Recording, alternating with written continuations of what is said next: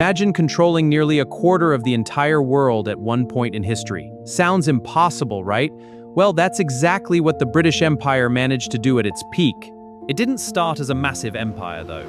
It began with small trading missions, risky sea voyages, and merchants who were more ambitious than careful about what they were getting into. Organizations like the East India Company weren't just trading spices and goods, they were slowly gaining political control over entire regions without most people even realizing it. And once trade turned into control, things escalated fast. Britain began expanding across continents, turning influence into domination, building what would soon become the largest empire the world had ever seen. By the 1800s, during the reign of Queen Victoria, the British Empire reached its peak, controlling massive territories, building railways, and connecting distant lands like never before.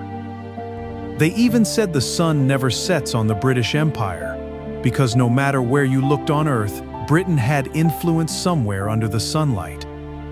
But controlling that much land wasn't peaceful.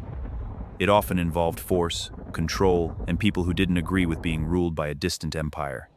In many regions, especially in India, resistance started growing stronger as people began pushing back against British authority and demanding change. Leaders like Mahatma Gandhi chose a different path, using peaceful protest and civil disobedience to challenge the empire. Then came World War I, a massive global conflict that drained Britain's resources, pulling its attention away from controlling its vast empire.